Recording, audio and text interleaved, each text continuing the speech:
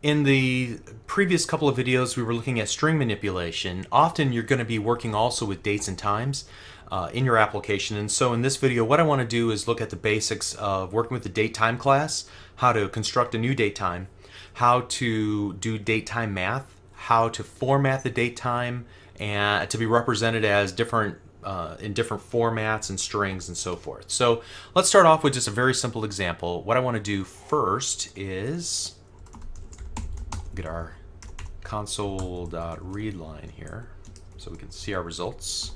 And we'll go and create a new instance of DateTime called myValue equals DateTime.now. All right, notice the capital T in time. All right, and so then we will console.writeLine my value. All right, so when we do this and just run the application, you can see that it gives me a nicely formatted month, day, year, and this is English United States settings because that's what my Windows 7 is set up to use. So your date might be formatted slightly different with days, month, year instead if you're in Europe or in the rest of the world. Also then hours, minutes, seconds, AM, PM. Okay. Now there are some other ways to work with this value. For example, I can do this was the equivalent of doing a toString, which will give us the exact same results. Okay, but what if I wanted to format this a little bit differently? I have quite a few options here. There are a number of for example, to short date string. Call that. And now we will only see the date portion. Or what if we call to short time? Again, we'll need those parentheses at the end. Call that method. Now we only get the hours and minutes. What if we were to call to long date string? We would get a nicely formatted Monday, October 18th, 2010, okay? And then what if we were to do a to long time string? All right, and so we would get not just the hours and minutes like we got when the short time. Here with the long time, we also get the seconds. Okay, and I think there are a few other ones as well that are less useful. At least I haven't used them quite as often. We can also pull out individual parts of the time. For example, the year. Now that's going to give us back, if I hover my mouse cursor over an integer, so I'm going to do a toString on that. So I can pull back just the year portion of a given date. I can also kind of chain these together like we saw previously in the string video, where I can go year dot, or I'm sorry, let's go myValue dot add, let's go add days dot to string. And I'm going to pass that, I'm going to say I'm going to add 3 days. So I'm recording this on the 18th, but the date represents the 21st. So this is one method that I can use to manipulate the date, is to use the add days method. I could subtract days by just using a negative number. So again, this is recorded on the 18th. However, you can see that the date -3 equals 10/15. So those are some simple ways to perform just some simple math function. But notice the chaining together of to long date string, for example.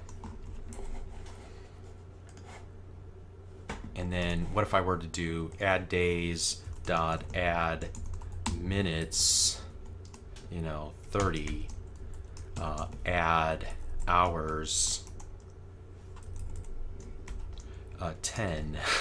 All right, I can get kind of crazy with this and continue to represent it out. I guess I would need some time in there too, so let's just do a simple toString in this case.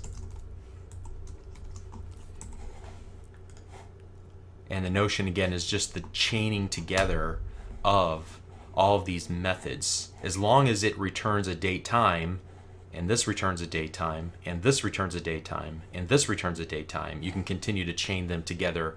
I wouldn't be able to do it after the fact because now I'm working with a string because I called toString. So that's a concept that not only applies with strings and with date times, but all methods that will ingest the same type that it outputs as well, and you're able to chain them together in this way. Many times when working with link and collections of things, you can do similar sorts of things. Okay, so that we've demonstrated quite a few things like formatting and chaining together and doing date math and pulling out specific parts by using the dot month or dot year, or here day of year is another good example. ToString. Let's take a look at what we get when we do this. So this is the 291st day of the year, another little helpful date related method. Okay, so lots of neat things that you can do. Just wanted you to be aware of those. Let's talk about creating dates. We've been working with just the now, but what if I wanted to create a new date instead? Let me get rid of some of this stuff. If I want to create a new date, I think I did this in a previous video when we were working with the string stuff.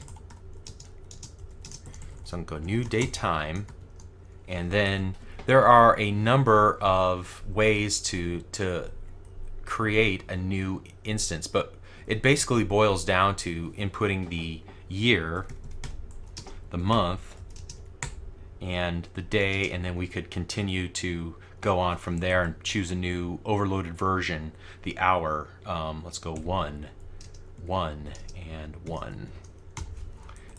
And so let's see what we get when we run this application now. 10/18/2009, 1:01:01 a.m. And then we can continue on and do manipulation with it from there.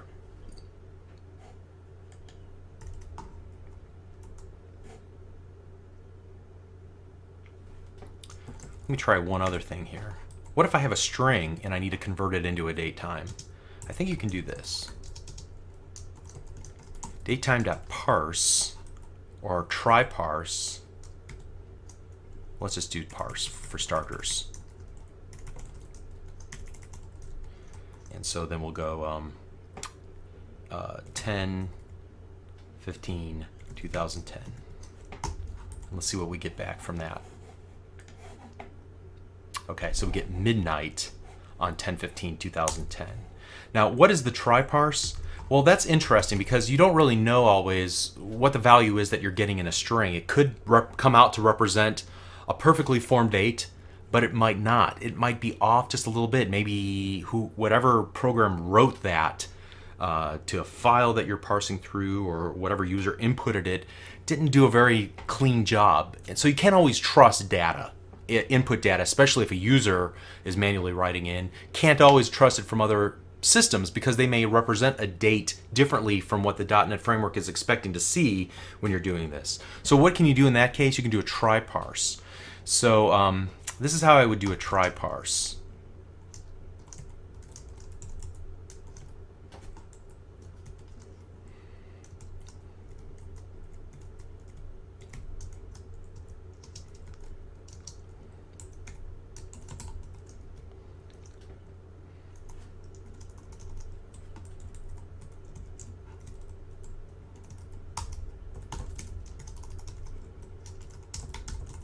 I got a little cleanup to do here, I can already tell. I'm doing this off the top of my head, so excuse me.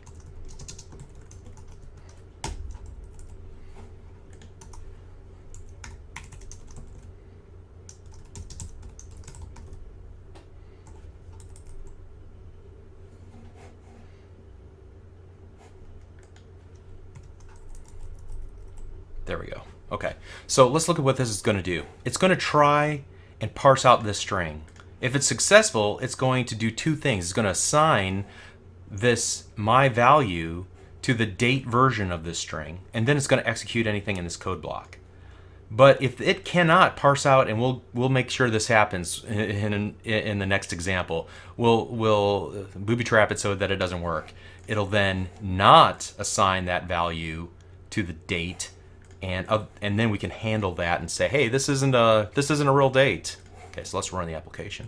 All right, so in this simple case, it's going to work. Now let's take this out and just do dots. Let's see if it can figure out dots instead. Some people format their dates that way. It can figure that out. How about something crazy like parentheses? I don't know. I've never tried this before. All right, it can't figure that out, and rightfully so. I just made it up off the top of my head. So that's the value of try parse, catching these potential parsing issues before they really manifest themselves. All right, so let me move on from there. I'm just going to comment all of this stuff out here, and we'll leave you with one last good date example. Let's do this.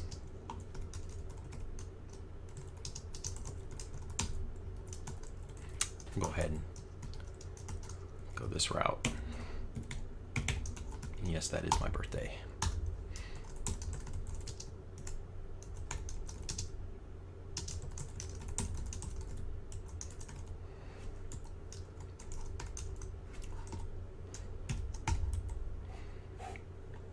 Oops, TimeSpan.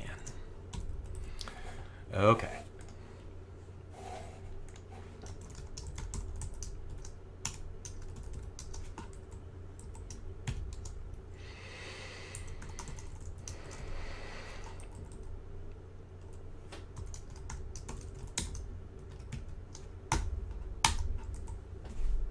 Okay, so what I'm trying to do is figure out how many days I've been alive on this earth. This might be a very depressing example for me, quite honestly. So I'm going to go ahead and run the application. I'll explain what I did. All right, so I've been alive for almost 15,000 days. That's crazy. Sounds like a long time anyway. Okay, so what did I do here? Well, first of all, I created a new DateTime object and set it equal to my original birth date. Now what I want to do is take today's date, and I want to call subtract. So there's a subtract method, just like there's an add days. But notice what subtract takes. It, as an input, takes a time span, or returns a time span. It takes a date time value. So we're going to pass in a date time value, and we're going to subtract it from whatever the current date time object represents. In this case, now. So now minus this object, which is set to December 7, 1969. And it's going to return back a time span object. And time span, as you can see here, it represents a period of time. Whereas date is one single point in time, a time span represents the hours, minutes, seconds, days, years between 2 points in time. And so then we're able to call the total days property of this time span. So what is the total day difference between these two? We could call total hours instead, or total seconds, or any of those built-in properties of that time span object to determine the difference between two dates. So we're doing some interesting date math, and then we print it out and string it.